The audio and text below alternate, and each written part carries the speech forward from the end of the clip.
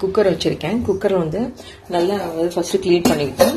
First தண்ணியெல்லாம் வச்சு நல்லா க்ளீன் பண்ணிட்டேன். இப்போ வந்து எண்ணெய் ஆட் பண்ணுறேன். 2 ஸ்பூனு, கிட்டத்தட்ட ஒரு 4-5 ஸ்பூன் ஆட் பண்ணிக்கிறேன். 3 4 5 ஒரு 6 ஸ்பூனாக ஆட் பண்ணிக்கிறேன். இப்போ நம்ம ஆஸ் யூஷுவல் நம்ம வதக்குவோம் இல்லைங்களா. நான் இதுக்கு பார்த்தீங்கன்னா வெறும் இப்போ சீரகமும் சோம்பும் போட்டு தான் தாளிக்க போகிறேன். பார்த்தீங்கன்னா சீரகமும் சோம்பு ரெண்டும் சேர்த்து பார்த்தீங்கன்னா ஒரு 1/4 டீஸ்பூன் அளவுக்கு ஆட் பண்ணிக்கிறேன். இப்போ பார்த்தீங்கன்னா ஃபஸ்ட்டு வெங்காயம் பச்சை மிளகாய் ஆட் பண்ணுறேன்.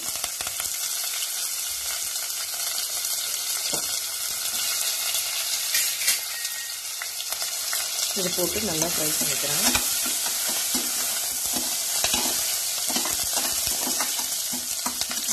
அதுக்கப்புறம் ஆஸ் யூஷுவல் தக்காளி,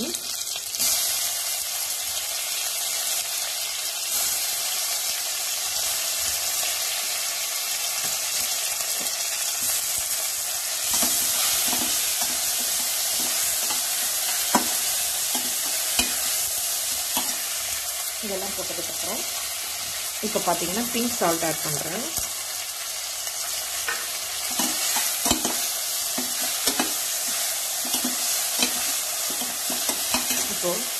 இப்போ பார்த்தீங்கன்னா இந்த ஸ்டேஜில் இந்த ஸ்டவ் கிச்சனில் பார்த்தீங்கன்னா இதை ஆட் பண்ணுறேன். இதையும் வந்து அடுத்த சிம்மில் வச்சுட்டு நல்லா வந்து ஃப்ரை பண்ணிக்கோங்க. இந்த ஸ்டேஜில் நான் அரிசி ஊற வச்சுருந்தேன். இதுக்கு நீங்கள் பாசுமதி அரிசியும் போடலாம், இல்லைன்னா நீங்கள் உங்கள் வீட்டில் வச்சுருந்த எந்த அரிசியும் வேணால் ஆட் பண்ணிக்கலாம். பொன்னி அரிசி, பச்சை அரிசி எது வேணால் ஆட் பண்ணிக்கலாம். இதையும் போட்டு நான் நல்லா மிக்ஸ் பண்ண போகிறேன்.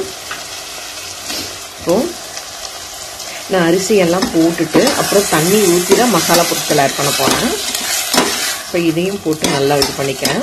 நான் சொன்ன மாதிரி அந்த ஸ்ப்ரவுட்ஸை வந்து நல்லா போட்டு ஃப்ரை பண்ணிவிட்டு அப்புறம் அரிசி ஆட் பண்ணி கொஞ்சம் ரொம்ப இது பண்ணாமல் லைட்டாக வந்து இப்படி திருப்பி விட்டுக்கிட்டு தண்ணி ஊற்றி மசாலா பொருட்கள் ஆட் பண்ண போகிறேன். ஏன்னா இந்த மாதிரி ஒரு 2 கிளாஸ் அளவுக்கு நான் தண்ணி ஊற்றிருக்கேன். அந்த என்னோட ரைஸ் குவான்டிட்டி தகுந்த மாதிரி நான் தண்ணி ஊற்றிருக்கேன். இப்போ பார்த்தீங்கன்னா மசாலா பொருட்கள் என்ன ஆட் பண்ணுறேன்னு காட்டுறேன். இதுக்கு பார்த்தீங்கன்னா கரம் மசாலா பார்த்தீங்கன்னா இந்த மாதிரி ஒரு டேபிள் ஸ்பூனில் 1 table spoon garam masala add பண்ணுறேன். அப்புறம் அதே டேபிள் ஸ்பூன் அளவுக்கு வந்து தனியாத்தூள் ஆட் பண்ணுறேன்.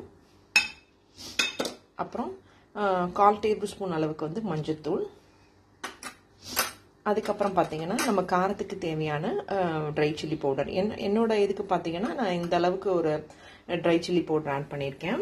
உங்களுக்கு வந்து காரம் அதிகமாக வேணும்னா நீங்கள் 1 டேபிள் ஸ்பூன் அதிகமாகவே போட்டுக்கலாம். ஸோ இதெல்லாம் போட்டு நல்லா மிக்ஸ் பண்ணிக்கோங்க. இப்போ இதெல்லாம் நல்லா போட்டு மிக்ஸ் பண்ணிவிட்டு குக்கரை மூடி ஒரு 2 விசில் விட்டு எடுத்தேன்னா என்னோட ஸ்ப்ரவுட்ஸ் புலாவ் ரெடினே சொல்லுவேன். இப்போ இதெல்லாம் போட்டு மூடி வச்சுட்டு குக்கரை வச்சு மூடி வச்சுட்டு சவுண்டெல்லாம் அடங்கினதுக்கப்புறம் உங்களுக்கு காட்டுறேன். இந்த மாதிரி நல்லா கொதிச்சு வர ஸ்டேஜில் உப்பு காரம் டேஸ்ட் பண்ணி பார்த்தேன், கரெக்டாக இருக்குது. இப்போ குக்கரை மூடி நான் வந்து நல்லா ஆவி வந்ததுக்கப்புறம் வெயிட் போட்டு நான் உங்களுக்கு காட்டுறேன். குக்கர் வந்து ஆவி வந்தோடனே அடுப்பை இந்த மாதிரி ஸ்லோ பண்ணிவிட்டு நீங்கள் வெயிட் போடுங்க. அப்போ தான் உங்களோட இந்த கேஸ் கேட் வந்து ரொம்ப நாள் இருக்கும். இது வந்து என்னோட கடைக்காரர் எனக்கு சொன்ன ஒரு டிப்பு. இதை நீங்களும் ஃபாலோ பண்ணி பாருங்கள் ஃப்ரெண்ட்ஸ். இப்போ பாருங்கள், நான் வெயிட் போட்டதுக்கப்புறம் நான் அடுப்பை வந்து லைட்டாக மேலே தூக்குறேன்.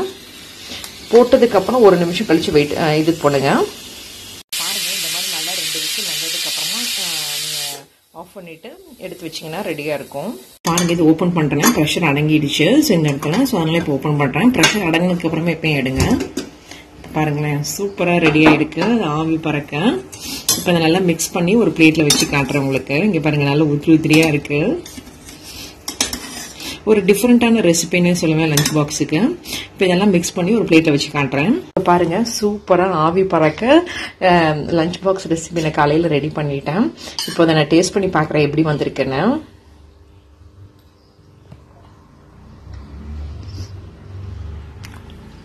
வாவ், எம்மியாக இருக்குங்க. ஒரு மாதிரி டிஃப்ரெண்ட்டாக இருக்குது. நல்லா சூப்பராக வந்திருக்குன்னு சொல்லுவேன்.